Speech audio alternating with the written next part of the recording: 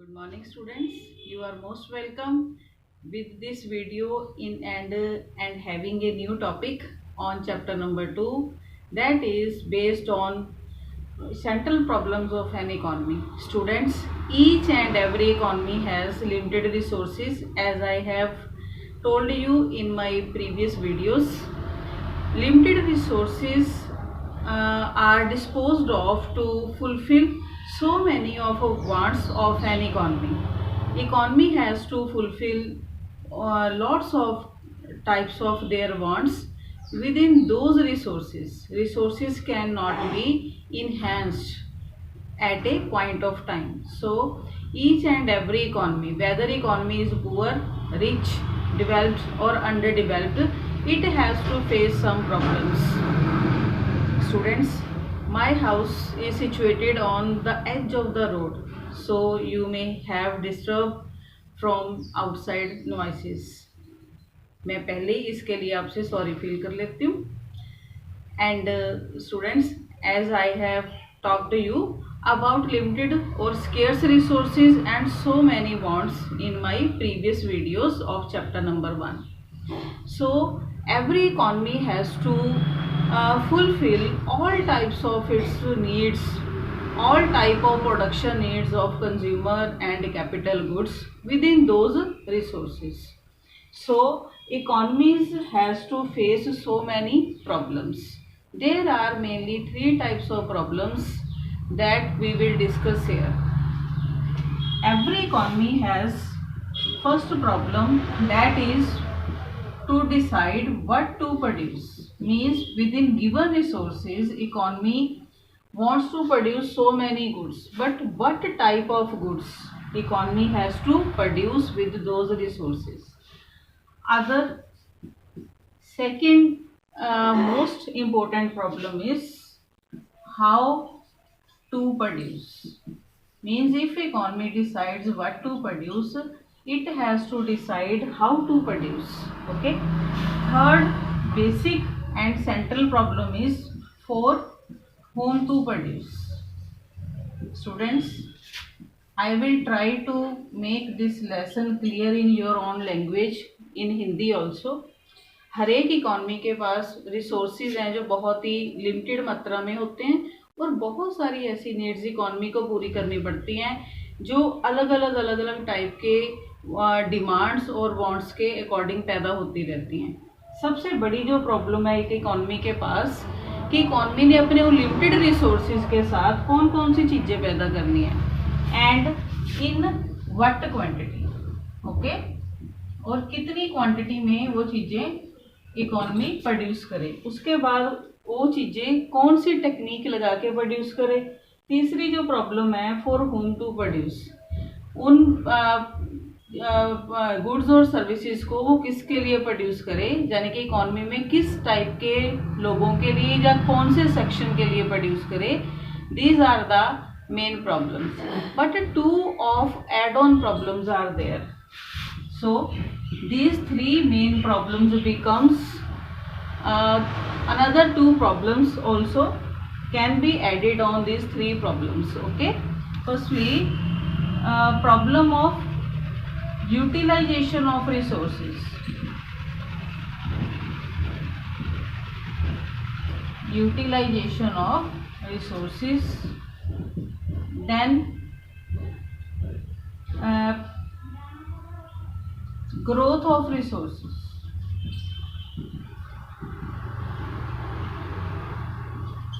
Students, these problems are having a vast study, so I will take these problems one by one. Video can be long, so you have to see it, you have to watch it from beginning to till end. Okay, to have better lecture. Firstly, I am going to take problem what to produce and in what quantity.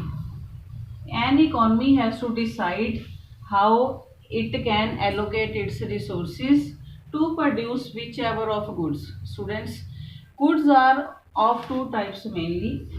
These are consumer goods and capital goods. Students, you can see many of the goods around you. suppose this is my pen, this is a board, this is a house. So there are so many goods. You have vehicles at your homes, you have ACs, you have scooters, motorcycles, aeroplanes. In entire economy it has. There are so many types of goods and services around us. We can categorize those goods in two parts. First is consumer goods. Consumer goods are those that are used to fulfill or to satisfy direct want of the consumers. मतलब वो सारी चीज़ें जो consumer की wants को directly fulfil करने के लिए, पूरा करने के लिए यूज़ की जाती हैं, उनको हम लोग कंज्यूमर गुड्स बोलते हैं. और capital goods are those goods which are fixed asset to the producers. जैसे कि मशीनें, प्लांट या कुछ ऐसी चीज़ें जो कंज्यूमर के पास प्रोड्यूसर के पास कैपिटल के तौर पे होती हैं और कंज्यूमर गुड्स बनाने के लिए उनको यूज़ किया जाता है.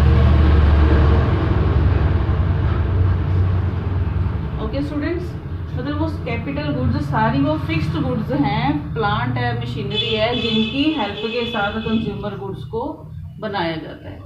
अब डिसाइड क्या करना है इकोनॉमी ने कि कंज्यूमर्स के लिए गुड्स बनाए, उनके डेली नीड के लिए बनाए, या कैपिटल गुड्स बनाए जो कि फ्यूचर के लिए भी काम आएंगी.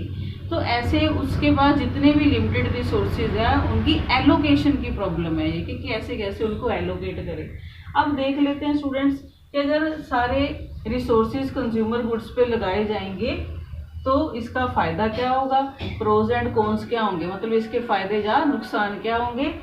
अगर सारे रिसोर्सेज कंज्यूमर गुड्स पे लगाए जाते हैं तो पहले इसके फ़ायदे देख लेते हैं क्या होंगे. सबसे बड़ा इसका फ़ायदा होगा to fulfil needs of present generation.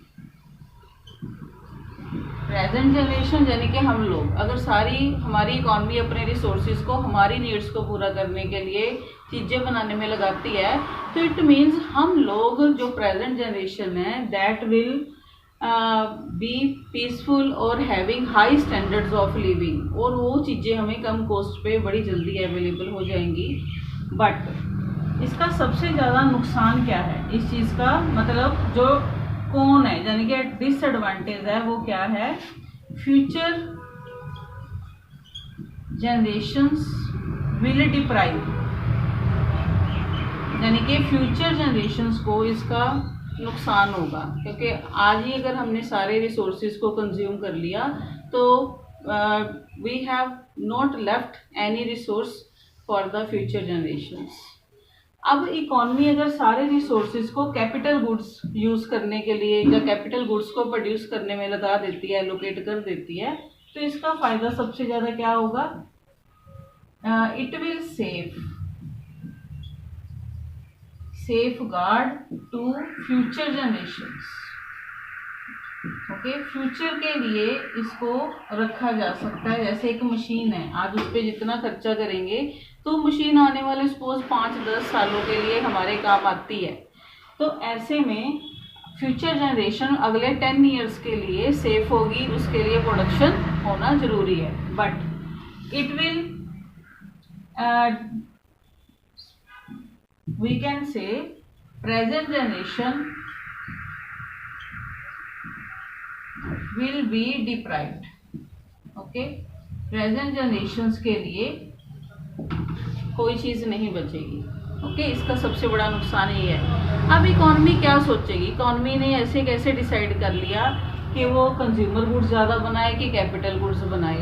अब इकॉनमी ने देखना है कि कंज्यूमर गुड्स बनाने में कैपिटल गुड्स का कितना लॉस हो रहा है. इसको देखा जाता है अपॉर्चुनिटी कॉस्ट के अकॉर्डिंगली.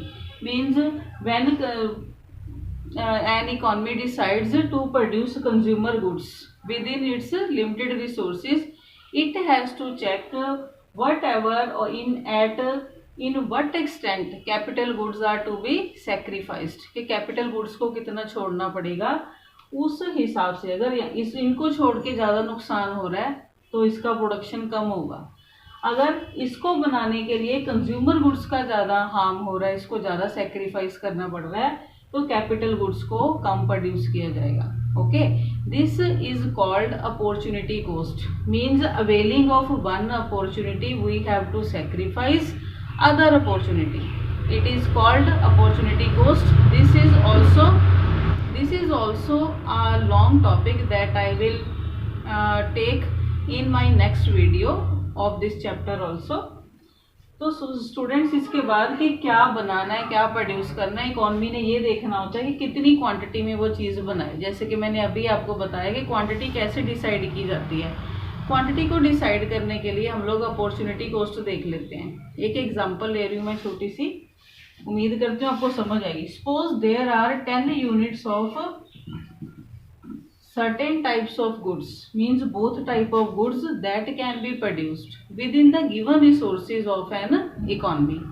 मान लो पूरी इकोनॉमी में 10 ही चीजें पैदा हो सकती हैं, कंज्यूमर और कैपिटल दोनों मिला के, जितने भी रिसोर्सेज हैं, and economy is using those resources to produce 5 units of capital goods and 5 units of consumer goods. Okay, दोनों चीजों के बराबर बराबर बनाने की कोशिश करते हैं इकोनॉमी। बट स्टूडेंट्स, अगर इकोनॉमी ने 5 की जगह पे 6 यूनिट्स ऑफ कंज्यूमर गुड्स बनाने हैं, तो economy has to sacrifice 1 unit of capital good to produce it. ये नहीं कि इसके अगर 6 यूनिट बना लिए इकोनॉमी ने तो इसके भी वैसे ही 5 यूनिट बना सकती है, ऐसे नहीं होगा, क्योंकि हमारे पास रिसोर्स जो उसको बनाने के लिए यूज किया जाएगा दैट इज लिमिटेड, उसको हम लोग घटा जा बढ़ा नहीं सकते at a point of time, keep it in mind. तो to produce 1 more unit of consumer good we have to sacrifice 1 unit of capital good. Okay, तो this is opportunity cost to produce 1 more consumer good. अब आपको समझ आ गया opportunity cost क्या है और इसको इकोनॉमी कैसे डिसाइड करेगी। अगर कंज्यूमर गुड एक ज़्यादा बनाने से कैपिटल गुड का ज़्यादा लॉस हो रहा है, हमें नुकसान हो रहा है इकोनॉमी को, तो इकोनॉमी क्या करेगी, कैपिटल गुड्स को कम करके कंज्यूमर गुड्स को कम करके कैपिटल गुड्स बनाना शुरू कर देगी। क्लियर हो गया स्टूडेंट्स? अब आई होप आपको ये प्रॉब्लम क्लियर होगी। इसके बाद मैं नेक्स्ट प्रॉब्लम ले रही हूँ, that is based on how to produce. I am going to take next problem that a central economy faces. This is how to produce.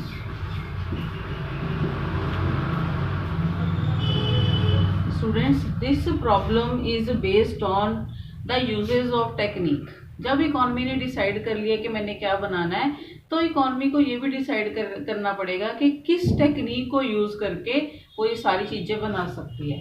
Okay, तो there are 2 types of technique, means this is a problem related to technique of production. Okay, there are 2 types of technique, firstly labour intensive, then capital intensive technique. Okay, labor intensive and capital intensive technique. What is labor intensive technique? It refers to using more of workers and less of the machines. Okay, ये technique क्या कहती है कि ज़्यादा labour ले लो और कम मशीनें लेके अपना प्रोडक्शन करना शुरू कर दो। तो this is labour intensive technique. And students, what is capital intensive technique?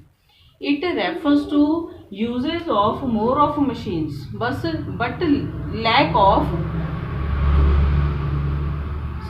वो शोर की वजह से। It refers to uses of more of capital goods or machines and less of manual power means labor. Okay, इसमें capital को हम लोग ज़्यादा यूज करते हैं, यानी कि मशीनों को ज़्यादा यूज करते हैं और लेबर को कम यूज किया जाता है। मान लो स्टूडेंट्स, इकोनॉमी डिसाइड करती है कि I have to use labour intensive technique. Now इसके फायदे भी होंगे और कुछ नुकसान भी होंगे। अगर लेबर इंटेंसिव टेक्निक ली जाती है, इसके पहले फायदे देख लेते हैं, क्या है एडवांटेज इसके, क्या होंगे इकोनॉमी को। If labour intensive technique is chosen, it is labour costly, labour efficient. Suppose it is labor efficient means less cost we have to pay. Okay, less cost a producer has to pay for it, and problem of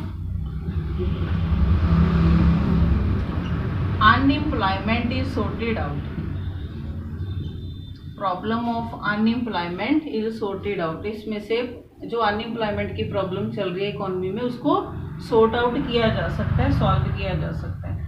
and social justice, अगर unemployment की problem sort out होगी तो लोगों की income raise हो जाएगी, उनको काम मिलेगा। तो it means social justice can be gained.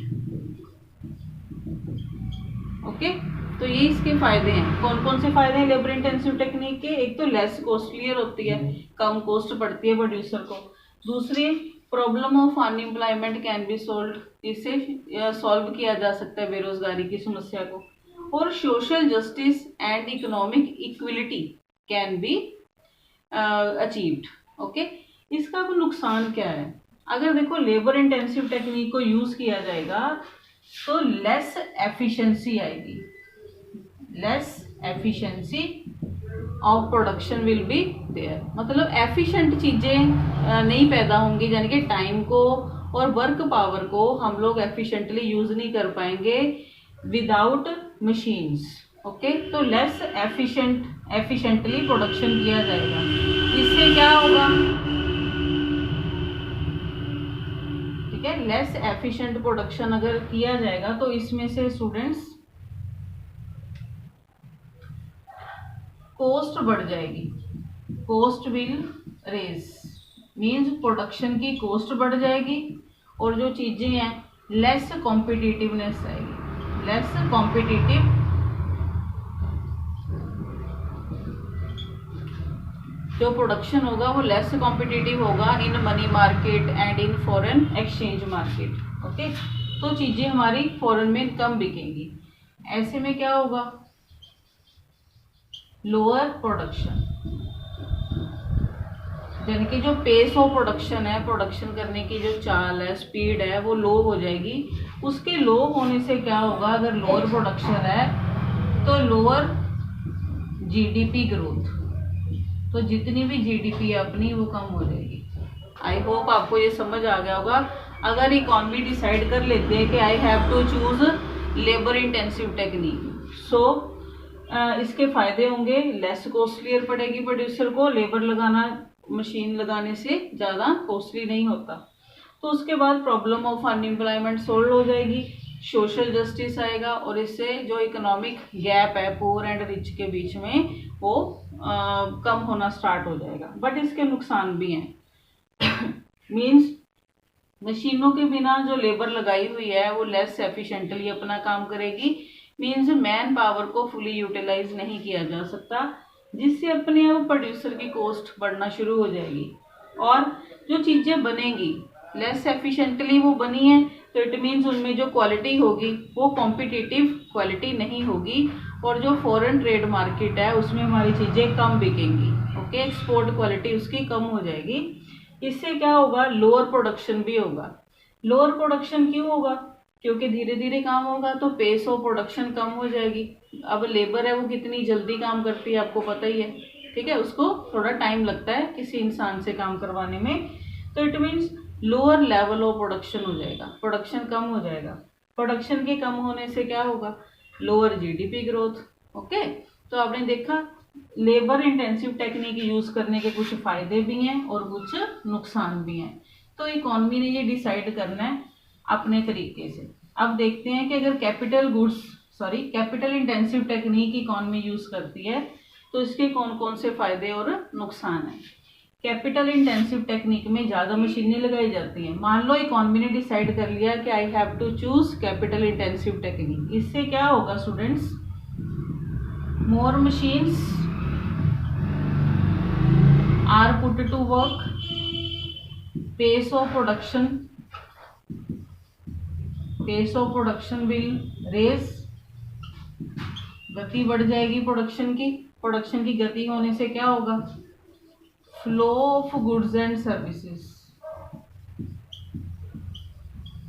Will raise, ये भी बढ़ जाएगा। फ्लो बढ़ने से क्या होगा? इकोनॉमिक ग्रोथ तेज हो जाएगी, यानी कि जो जीडीपी है, जीडीपी ग्रोथ हाई हो जाएगी इससे। इजी है ना।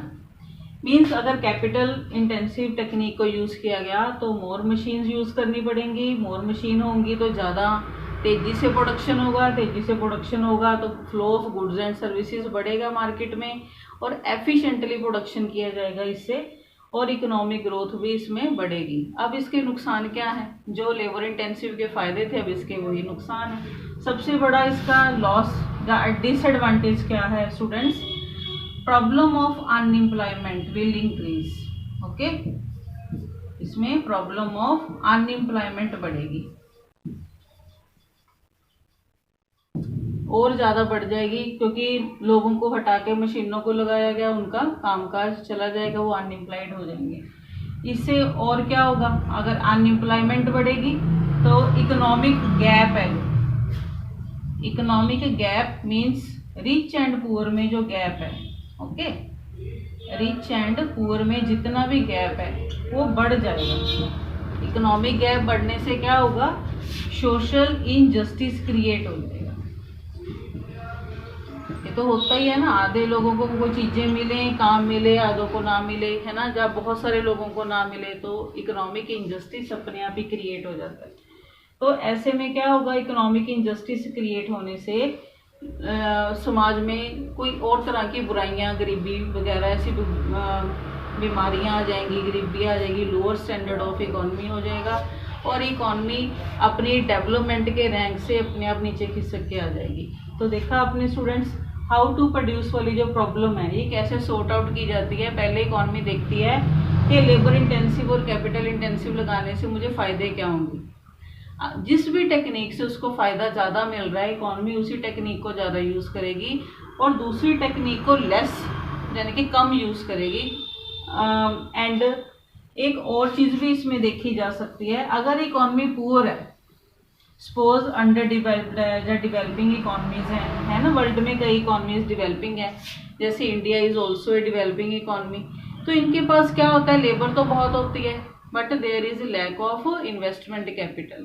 तो ऐसे में जो पुअर इकोनॉमीज हैं those will select labour intensive techniques, और जो डेवलप्ड इकोनॉमीज हैं जिनके पास लेबर कम है बट कैपिटल बहुत अबंडेंस में है, those will use capital intensive techniques. I hope students ये आपको क्लियर हो गया होगा। इसके बाद मैं लास्ट प्रॉब्लम ले रही हूँ, that is your third problem. This is for whom to produce, for whom to produce. Economy ने डिसाइड कर लिया what to produce, how to produce. Now economy has to decide for whom to produce.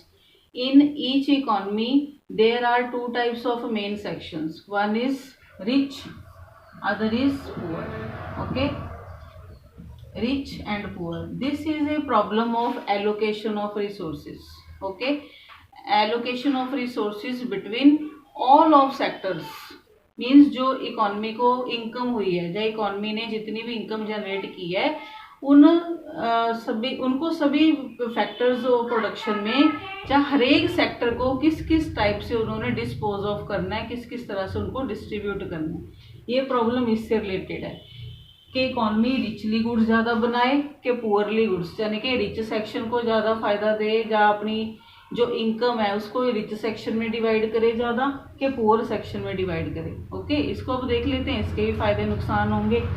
अगर economy decide कर लेती है rich के लिए richly goods बनाना,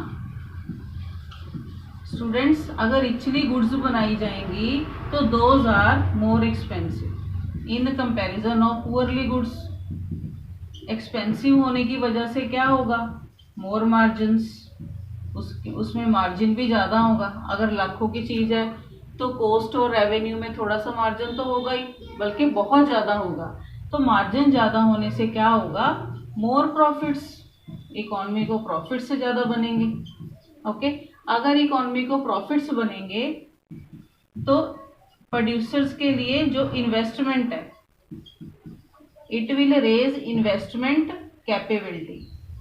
okay, investment करने की उनकी क्षमता भी बढ़ेगी। अगर इन्वेस्टमेंट ज़्यादा किया जाएगा तो मोर प्रोडक्शन होने की संभावना है। ओके, तो प्रोडक्शन भी बढ़ जाएगा। प्रोडक्शन बढ़ने से क्या होगा इकोनॉमी में? इकोनॉमिक ग्रोथ आएगी स्टूडेंट्स। क्लियर हो गया आपको कि अगर इकोनॉमी डिसाइड कर लेती है कि अपने सारे रिसोर्सेज जहाँ जितनी भी इकोनॉमी के पास इनकम जनरेट हुई है that will be used for rich section only, तो रिचली गुड्स बनेंगी। रिचली गुड्स मतलब लग्जरी गुड्स बनेंगी, महंगी वाली चीजें बनेंगे। और इसमें क्या होगा? महंगी चीजों में ज्यादा मार्जिन होता है। मार्जिन ज्यादा होने से प्रोड्यूसर्स के प्रॉफिट्स बढ़ेंगे। प्रॉफिट बढ़ने से इन्वेस्टमेंट कैपेबिलिटी बढ़ जाएगी प्रोड्यूसर की।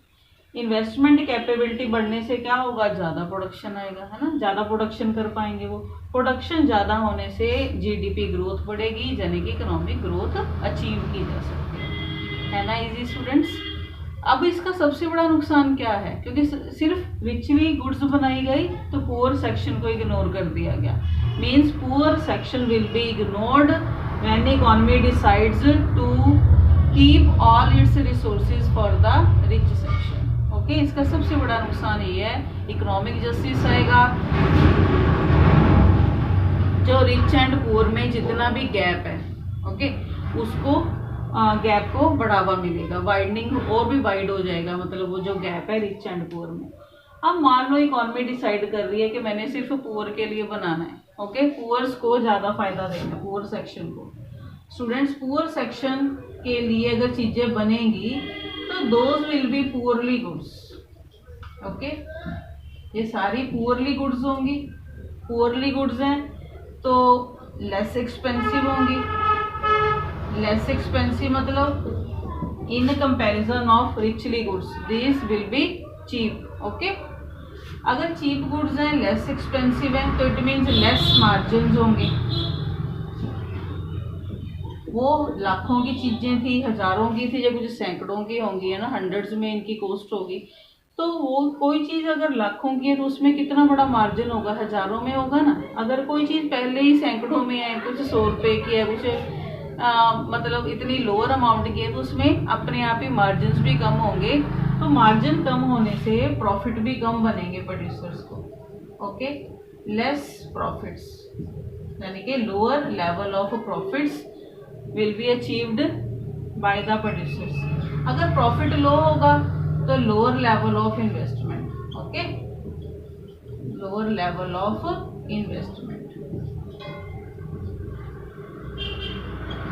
ठीक है स्टूडेंट्स, अगर इन्वेस्टमेंट का लेवल लो हो जाएगा तो अपने आप ही प्रोडक्शन का लेवल भी लो हो जाएगा, लोअर लेवल ऑफ प्रोडक्शन।